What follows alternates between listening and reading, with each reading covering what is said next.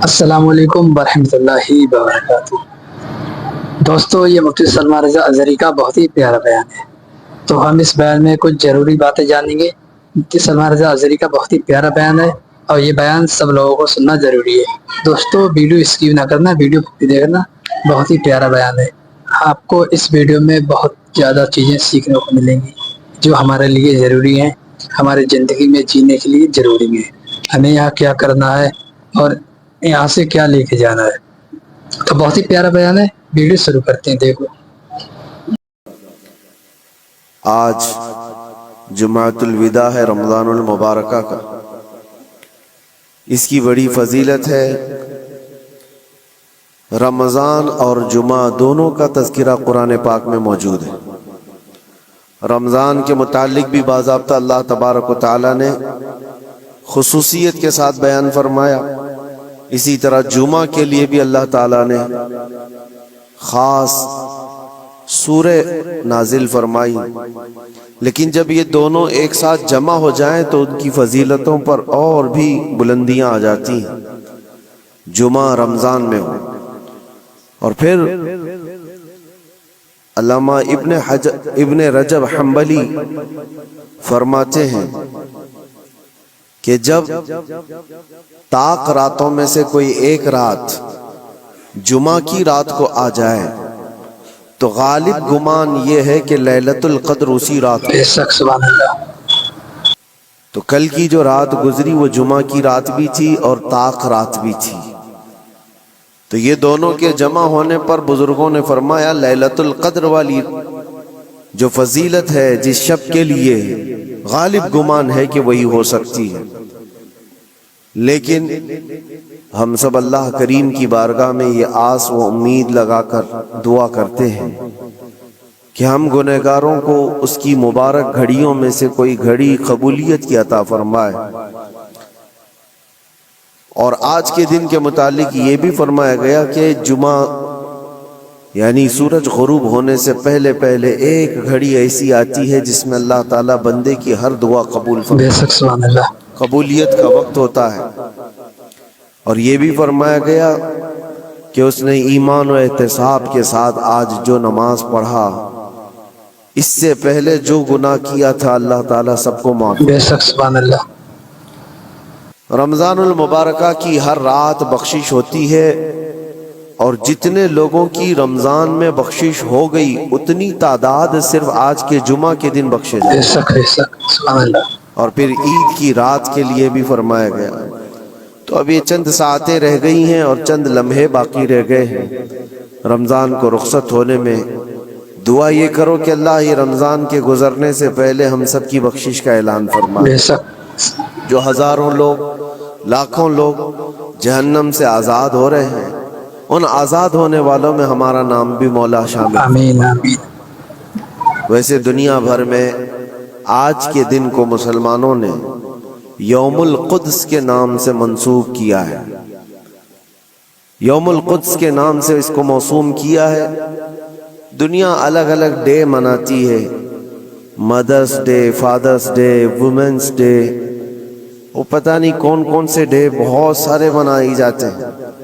اسلامی اعتبار سے ساری دنیا کے مسلمانوں نے رمضان کے آخری جمعہ کو القدس ڈے، یوم القدس یعنی بیت المقدس کی حفاظت والا دن قرار دیا۔ بے شک، سبحان اللہ۔ پوری دنیا آج دعاؤں میں مشغول ہے اور امت کو قدس کے متعلق اویئرنیس لانے کے لیے، ان کے اندر معلومات پیدا کیے جانے کے لیے ہر جگہ پر محفلیں ہوتی ہیں، تقاریر ہوتی ہیں، اور ہونا بھی چاہیے کہ امت کو یہ حصہ ٹرانسفر کیا جائے۔ آج دور دراز بیٹھے ہوئے لوگ یہ سمجھتے ہیں کہ فلسطین میں جو کچھ بھی چل رہا ہے وہ ان کا علاقائی جھگڑا ہے، ان کے بارڈر کا مسئلہ ہوگا جیسے ہمارے لیے کشمیر کا مسئلہ بنتا ہے۔ ایسا نہیں ہے میرے عزیزو، یہ بہت پرانی تاریخ ہے۔ بیت المقدس جو خطہ ہے جس کو مسجد اقصی کہا گیا قرآن پاک میں، جہاں سے رسول کریم صلی اللہ تعالی علیہ وسلم کی معراج ہوئی، جس کا ذکر صاف قرآن پاک میں ہے، سبحان الذی اسری بعبدہ لیلا من المسجد الحرام الی المسجد الاقصی، پاک ہے وہ ذات جس نے اپنے بندے خاص کو ایک رات مسجد حرم سے جو مکہ میں ہے مسجد اقصی تک کا سفر کرایا۔ مسجد اقصی کیا ہے؟ قرآن کہتا ہے الذی بارکنا حولہ، جس کے ارد گرد ہم نے برکت رکھی ہے، جس کے ارد گرد برکتیں رکھی گئی ہیں۔ تو مسجد اقصی یہ کل پرسوں والی، سال دو سال پہلے والی یا 100-200 سال پہلے والی مسجد کا نام نہیں ہے، یہ اتنی پرانی ہے جس کی تاریخ تقریباً 4000 سال پہلے کی ہے۔ سیدنا ابراہیم علیہ الصلوۃ والتسلیم کے زمانے سے یہ آباد علاقہ، اور ایک دو نہیں ہزاروں انبیاء اکرام علیہ السلام کا وہ قبلہ رہا ہے، اور خود مسلمانوں کا بھی قبلہ اول وہی تھا، پہلے اسی کی طرف منہ کر کے نماز ادا کیا جاتا۔ اور نبی پاک صلی اللہ تعالی علیہ وسلم جب مدینہ طیبہ ہجرت فرما کر آئے تو آپ اندازہ کیجئے کہ بعثت کے 13 سال کے بعد، یعنی حضور کے اعلان نبوت کے 13 سال کے بعد حضور پاک صلی اللہ تعالی علیہ وسلم نے ہجرت فرمائی، مکہ کے 13 سال، اور پھر مدینہ جانے کے بعد وہاں 17 مہینے تقریباً 1.5 سال بیت المقدس کی طرف منہ کر کے ہی نماز پڑھی جاتی تھی، بیت المقدس کی طرف رخ کر کے ہی عبادت ہوتی۔ اور 17 مہینے کے بعد پھر وہ حکم آیا، وہ بھی میرے مصطفیٰ کریم صلی اللہ علیہ وسلم کی خواہش پر، کہ آپ ظہر کی نماز ادا کر رہے تھے اور آپ کے دل میں یہ خیال آیا کہ ہمارا قبلہ بیت المقدس کی وجہ خانہ کعبہ ہوتا تو اچھا ہوتا۔ رب تبارک و تعالیٰ کی بارگاہ میں وہ خواہش کرتے ہوئے آسمان کی طرف نماز کی حالت میں حضور دیکھ رہے تھے، چہرہ آسمان کی طرف اٹھا رہے تھے، 2 رکعت ہو چکی تھی، تب اللہ تعالیٰ نے قرآن کی آیت نازل فرمائی نماز کی حالت میں ہی، قد نرا تقلب وجہک فی السماء فلنولینک قبلۃ ترضاها، اے محبوب ہم آپ کا چہرہ اٹھانا دیکھ رہے ہیں آسمان کی طرف، اور عنقریب آپ کو اسی طرف پھیر دیں گے جہاں آپ کی رضا ہے، آپ کی جس میں خوشی ہے۔ اور پھر فوراً آیت بھی نازل ہو گئی فولی وجہک شطر المسجد الحرام، دیر کس بات کی محبوب، ابھی آپ اپنا چہرہ خانہ کعبہ کی طرف فرما لیں، بیت المقدس سامنے ہے تو خانہ کعبہ بالکل اپوزٹ میں۔ حضور اکرم صلی اللہ علیہ وسلم 2 رکعت کے بعد نماز کی حالت میں ہی گھوم گئے، اور اس کے بعد باقی کی 2 رکعت خانہ کعبہ کی طرف منہ کر کے پڑھائی۔ تو قبلہ تو جو بدلا وہ نبی پاک صلی اللہ علیہ وسلم کے زمانے میں 17 مہینے نماز مدینے میں پڑھنے کے بعد، لیکن اس سے پہلے بیت المقدس قبلہ اول رہا۔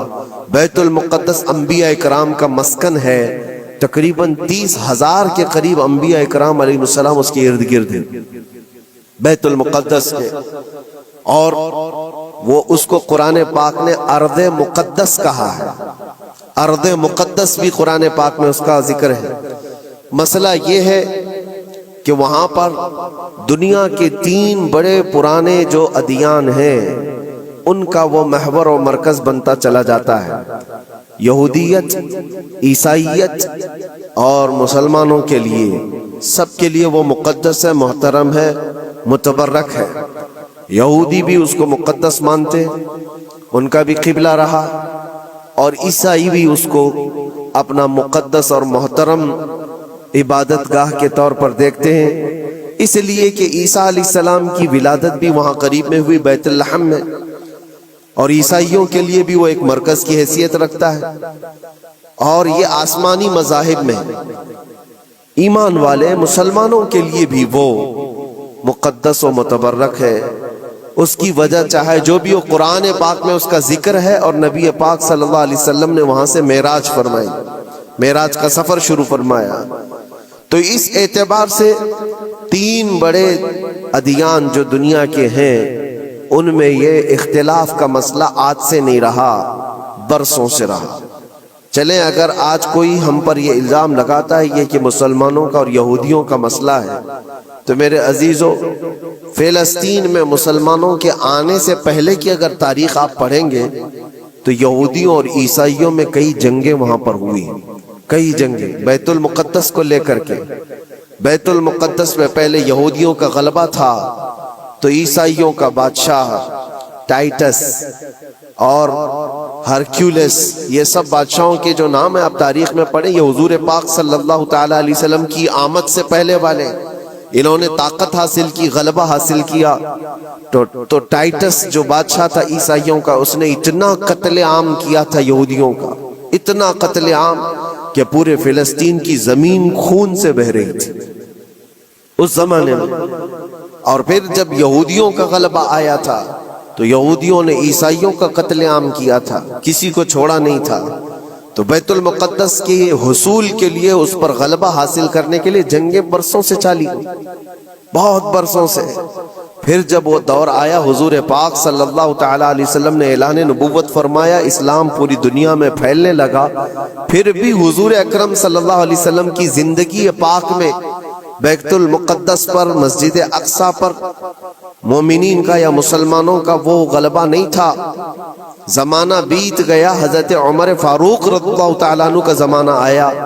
جب حضرت عمر فاروق کا زمانہ آیا تو اسلامی سلطنت کی سرحدیں بہت دور دور تک پھیل گئیں.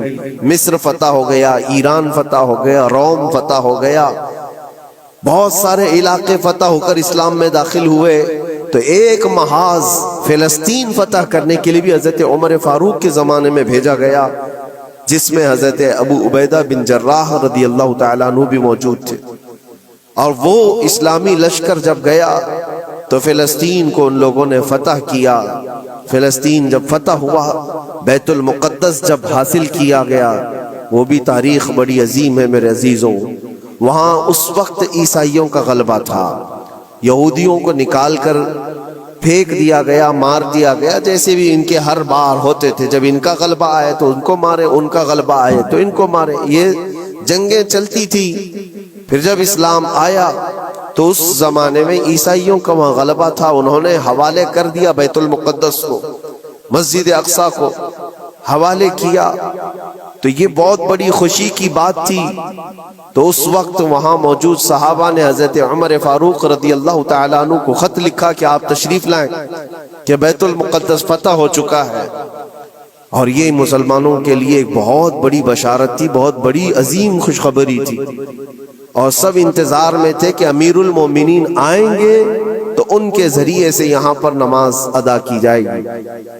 حضرت عمر نے خبر پاتے ہی سفر شروع فرمایا تھا، لیکن وہ کس حال میں سفر کیا تاریخ میں موجود ہے. وقت کا امیر المومنین جس نے محاذ پہ محاذ چھیڑ رکھے تھے اور بڑے بڑی سلطنتوں کو زیر کر دیا تھا، لیکن بیت المقدس کے فتح ہونے کی خبر پا کر جب جانا تھا تو بہت لاؤ لشکر لے کر کے نہیں نکلے، اپنے ایک غلام اور ایک گھوڑے کے ساتھ نکلے تھے مدینہ طیبہ سے.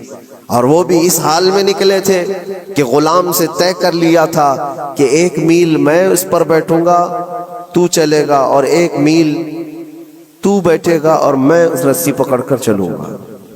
یہ دونوں میں طے ہو چکا تھا. اس طرح سے امیر المومنین سفر کرتے ہوئے فلسطین پہنچے تھے، بیت المقدس پہنچے تھے. حضرت عمر فاروق رضی اللہ تعالیٰ عنہ، یہ باتیں آج اس لیے بتا رہا ہوں کہ جنہوں نے خون کا بازار گرم کر رکھا ہے اور جو ہم پر یہ الزامات ہیں کہ تلوار کے زور پر علاقے حاصل کیے، تو حضرت عمر کی یہ سیرت بھی بتاؤ، یہ تاریخ بھی بتاؤ کہ فاتح قوم کس طرح سے جاتی ہے، اکڑ کر، لوگوں کو پکڑ کر نہیں.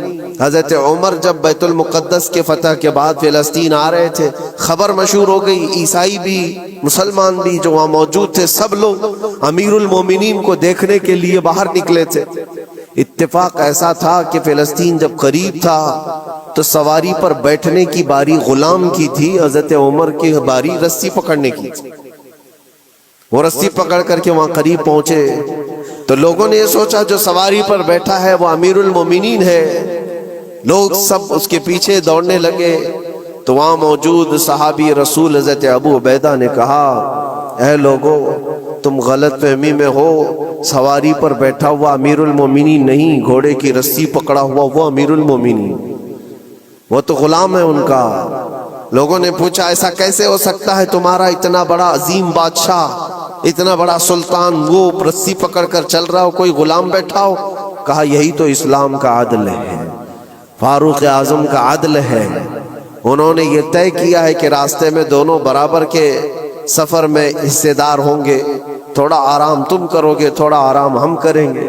ان اخلاق کو دیکھ کر موجود کئی لوگوں نے اسلام قبول کیا تھا. حضرت سیدنا عمر ابن خطاب رضی اللہ تعالیٰ عنہ اسی موقع پر یہ بھی ارشاد فرماتے ہیں, لوگوں نے جب یہ دیکھا امیر المومنین امیر المومنین کہہ کر پکارا تو آپ کی آنکھوں میں آنسو آئے. فتح بیت المقدس کے موقع پر میرے عزیزوں ہو سکتا ہے کسی کا سینہ چوڑا ہو جائے کہ بیت المقدس فتح کر لیا ہے, اب ہم نے مسلمانوں کا قبلہ اول واپس آ گیا ہے. اس لیے کہ تاریخ میں پہلے سے موجود ہے اور بعد میں بھی کہ جس بادشاہ نے وہاں پر چڑھائی کی اور فتح کیا, غلبہ حاصل کیا, اس نے کرورتا ایسی دکھائی کہ سارے لوگوں پر یہ دھوس جمانا چاہا کہ یہ میری طاقت کا نشہ دیکھ لو, میں جب طاقت سے چڑھائی کرتا ہوں تو کیا حالات ہوتے ہیں. سب کو جس بادشاہ نے بھی بیت المقدس پر چڑھائی کی ہے اس نے اپنا غرور اور اپنا گھمنڈ لوگوں کو دکھایا. یہ امیر المومنین عمر ابن خطاب تھے, جب بیت المقدس فتح ہونے کے بعد آئے تھے تو آنکھوں میں آنسو تھے اور روتے ہوئے لوگوں سے کہا, اے لوگوں میری کوئی حیثیت نہیں, میں تمہیں بتاتا ہوں میں خطاب کا بیٹا عمر ہوں. بچپن میں مجھ سے 2 بکریاں نہیں سنبھلی جاتی تھی, میرے باپ مجھے مارتے تھے, جب بکریاں میں نہیں سنبھال پاتا تو روز مار کھاتا تھا. اور آج اللہ کے فضل سے پورے علاقے مصر, یمن, عراق, ایران, روم, اب یہ فلسطین, عرب, حجاز, تقریباً آج کی 6 کنٹری جس کا رقبہ 36 لاکھ اسکوائر کلومیٹر کے آس پاس ہوتا ہے. حضرت عمر کہتے یہ پورا علاقہ آج تنہا عمر اس کو ہانک رہا ہے اور ہماری نگرانی میں ہے. اس لیے نہیں ہے کہ خطاب کا بیٹا عمر ہے, اس لیے کہ محمد عربی کا غلام عمر ابن خطاب حضور اکرم صلی اللہ تعالیٰ علیہ وسلم سے وابستہ ہوں تو اللہ تبارک و تعالیٰ نے یہ طاقت و قوت اور یہ غلبہ عطا کیا ہے. ایک مختصر سی تاریخ میں آپ کے سامنے رکھتے آ رہا ہوں. پھر حضرت عمر فاروق رضی اللہ تعالیٰ عنہ کے فتح کے بعد بیت المقدس میں تقریباً 200 سال تک اسی طرح کا معاملہ رہا. پھر ڈھیلا ہو گیا, پھر عیسائیوں کا غلبہ آیا, عیسائیوں نے دوبارہ بیت المقدس کو حاصل کیا. پھر وہ بھی 100 سال کے اوپر زمانہ بیت گیا. پھر بیت المقدس کے حصول کے لیے جگہ جگہ مسلمانوں میں بہت سارے محاذ نکلے, لیکن اللہ تعالیٰ نے دوبارہ فتح بیت المقدس کا صحرا سلطان صلاح الدین ایوبی کو عطا فرمایا. وہ ایک جرنیل تھے اسلام کے, نڈر تھے اور بہادر, عظیم بہادر, جنہوں نے عدل و مساوات تو ایسے کیے ہیں. عیسائیوں نے بھی آج اپنی کتاب میں لکھا ہے ہم نے ایسا کوئی سپہ سالار دنیا میں دیکھا نہیں جیسا صلاح الدین تھا. صلاح الدین نے اپنے نفس کے لیے, اپنی ذات کے لیے کسی ایک کو بھی مارا نہیں, کسی ایک کو بھی بندھک نہیں بنایا. بے شمار لوگ جو عیسائی تھے وہاں پر ان کو مال جائیداد جو چاہیے وہ سب دے کر کے آزاد کیا ہے. کہا کہ صرف بیت المقدس یہ مقدس جگہ ہے, اس کی گندگی اور اس کی ناپاکی میں نہیں دیکھ سکتا.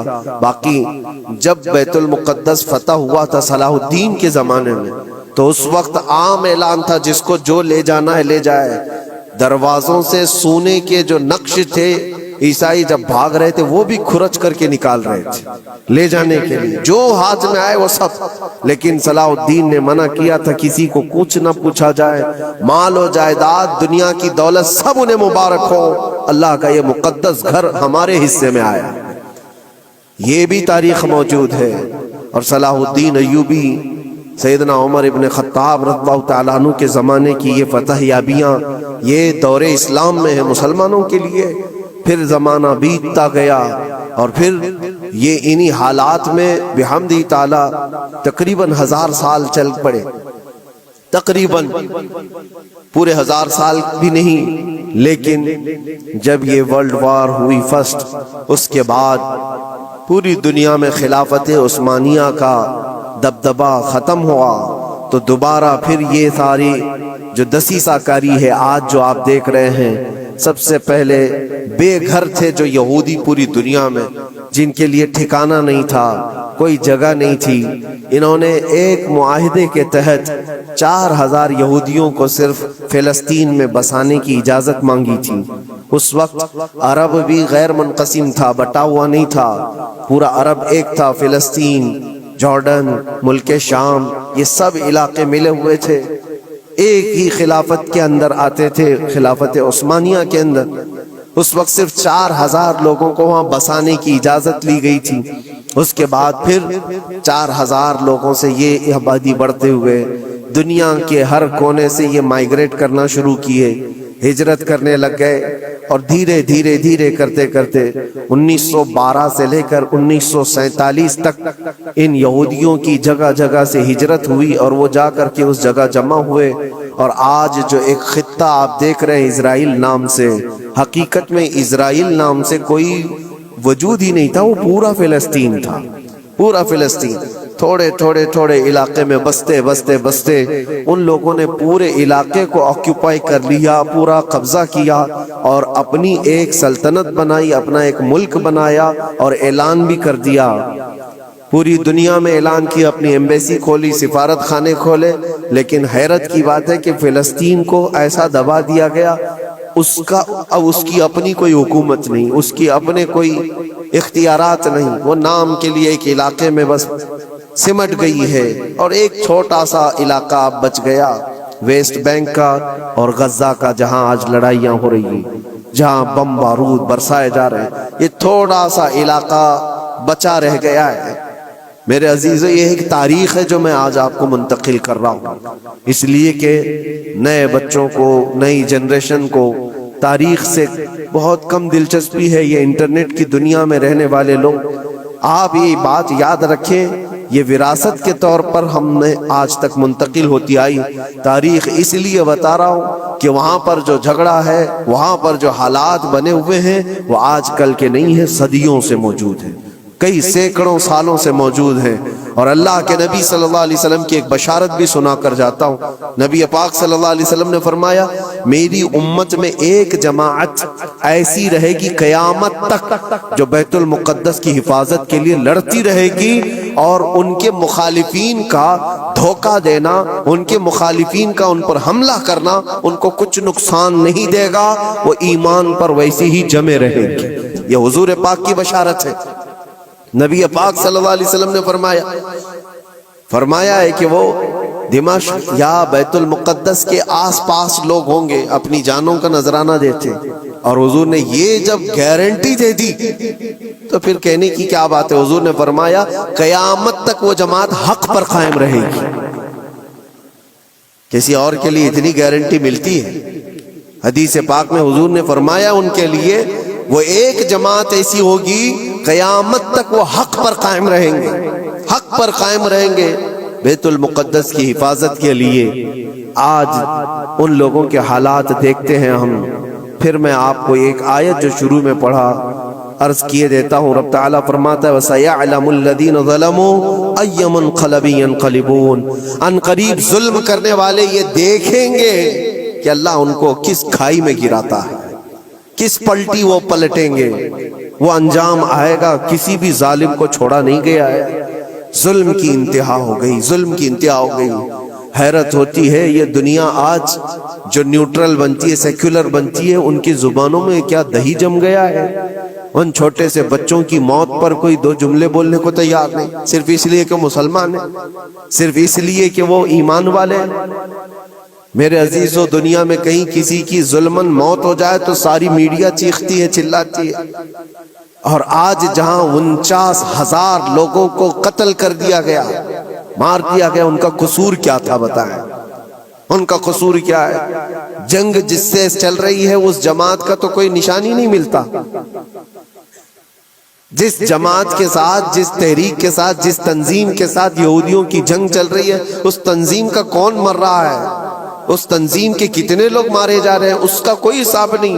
لیکن سیویلینز جو وہاں کے بچے ہیں، عورتیں ہیں، بوڑھے ہیں، ان میں سے تقریباً 50,000 لوگ شہید ہو چکے۔ جس میں سے تقریباً 15,000 کے آس پاس تو بچے ہیں، چھوٹے سے بچے ہیں۔ کلیجہ منہ کو آتا ہے یہ ساری باتیں دیکھ کر کے، سن کر کے میرے عزیزوں۔ جگر رکھنے والا دنیا کا کوئی بھی انسان ہو جس کے اندر تھوڑی انسانیت باقی ہو، وہ یہ تمام مناظر کو دیکھ کر کے ویرودھ تو ضرور کرے گا۔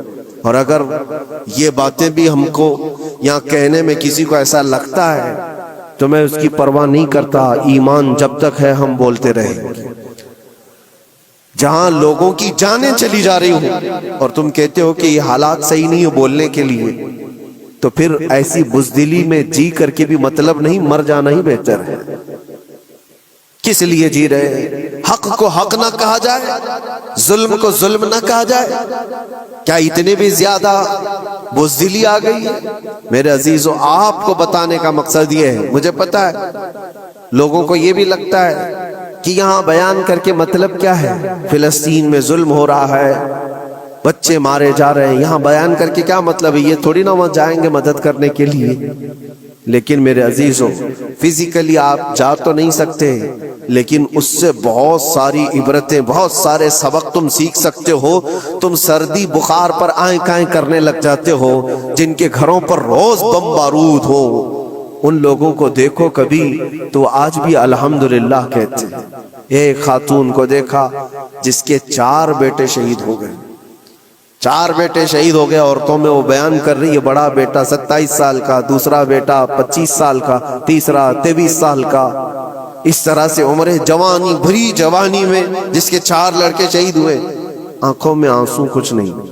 کسی نیوز رپورٹر نے کہا کہ 4 بیٹے تیرے اتنی بھری جوانی میں مارے گئے، تجھے غم نہیں کسی بات کا؟ کیا بہترین جواب دیتی ہے وہ خاتون، کہتی ہے جس کا ہر بیٹا جنت میں پہنچ چکا ہو اسے غم کس بات کا؟ کیونکہ اللہ کا وعدہ ہے، میرے نبی کا وعدہ ہے، وہ شہید ہے اور شہید جنت میں ہو چکا ہوتا ہے، اور شہید کو اس کی موت سے پہلے اس کا جنت میں ٹھکانہ دکھایا جاتا ہے۔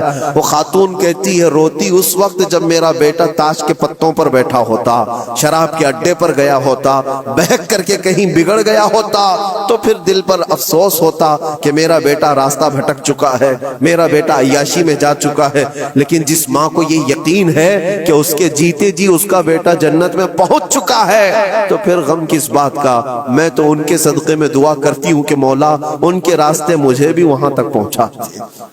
یہ ایمانی جذبہ ہے میرے عزیز، ایمانی جذبہ ہے۔ اللہ تعالیٰ نے انہیں صبر دیا ہے۔ تو میں یہ چیزیں اس لیے بتا رہا ہوں کہ آپ چھوٹی مصیبتوں کو بہت بڑی بنا کر کے سمجھتے ہیں کہ حالات بہت خراب ہیں۔ ایسے حالات خراب ہیں آپ کے پاس؟ آپ کے لیے وہاں پر کل کی بات ہے، جو لوگ مدد پہنچانے کے لیے گئے تھے ان کی آنکھوں میں آنسو، کہتے خرید کر کے دینے کے لیے بھی پانی نہیں ہے، صاف پانی پی نہیں سکتے، کھانا کھانے کے لیے دکان ہی نہیں ہے، کہاں بکے گا، کہاں سے آئے گا، بہت سارے حالات۔ لیکن ان قسم پرسی کے عالم میں ان کا ایمان سلامت ہے۔ یہی تو نبی پاک صلی اللہ علیہ وسلم نے فرمایا، پوری دنیا ان کے خلاف ہو تو بھی ان کا کچھ نہیں بگڑے گا۔ موت آ جانا اس کو بگڑنا نہیں کہتے، گھر ٹوٹ جانا اس کو بگڑنا نہیں کہتے، ایمان چلا گیا تو اس کو بگڑنا کہتے ہیں۔ اور ان کا ایمان سلامت ہے تو سب سے بڑی دولت ان کے ساتھ ہے، سب سے بڑی دولت ہے۔ آپ سب کے لیے اور ہمارے لیے عبرت کی بات ہے۔ آج یوم القدس ہے، آج پوری دنیا یہ الوداعی جمعہ کو قدس کی حفاظت کا دن کہہ کر مناتی ہے۔ آپ سب اللہ کی بارگاہ میں دعا گو ہو جائیں اور اللہ کریم کی بارگاہ میں گڑ گڑا کر کے مانگیں کہ مولا قبلہ اول بیت المقدس کو پھر سے ہمارے حق میں عطا فرما دیں۔ اور اس کے لیے جنہوں نے اپنی جانوں کا نذرانہ پیش کیا، اپنے مال و جائیداد، اپنے بچے، اپنے عزیز و اقارب کھوئے، اے کریم خدا دنیا میں بھی اور آخرت میں بھی ان کو اجر عظیم عطا فرما۔ وہاں کے شہیدوں کی شہادت کو قبول فرما لے۔ اللہ ان کے بیماروں کو شفا دے دے، ان کی عورتوں کو سہارا دے دے۔ مولا کریم ان کے رزق کے اسباب پیدا کرتے ہیں۔ اے رب العالمین، رمضان کا یہ آخری عشرہ ہے، عید کی خوشیاں سب گھروں میں آتی ہیں، ان بچوں کے گھروں میں بھی عید کی خوشیاں پہنچا دے جن کے باپ اور جن کی مائیں رمضان میں جا چکی ہیں۔ اے کریم خدا ارحم الراحمین، مولا تیرے حبیب پاک صلی اللہ تعالی علیہ وسلم کی امت پاک پر رحم و کرم فرما دے۔ اللہم ارحم امت سیدنا محمد صلی اللہ علیہ وسلم رحمتا عامہ، اللہم اغفر امت سیدنا محمد صلی اللہ علیہ وسلم مغفرتا عامہ، وصلی اللہ تعالی علی خیر خلقہ محمد وآلہ واصحابہ اجمعین برحمتک یا ارحم الراحمین۔ مفتی سلمان رضا اظہری کا کتنا پیارا بیان تھا، ان کے بیان سے ہمیں کتنی باتیں سیکھنے کو ملی ہیں۔ تو دوستوں ہم آپ کے لیے ایسے ہی بیان لاتے رہیں گے، مفتی سلمان رضا اظہری کے نیو بیان لاتے رہیں گے۔ تو ملتے ہیں نیکسٹ ویڈیو میں دوستوں، ویڈیو کو لائک کریں، چینل کو سبسکرائب کریں تاکہ ہم آپ کے لیے ایسی ویڈیو لا پائیں، اور کمنٹ کر کے بتائیں ویڈیو کیسی لگی۔ السلام علیکم ورحمۃ اللہ وبرکاتہ۔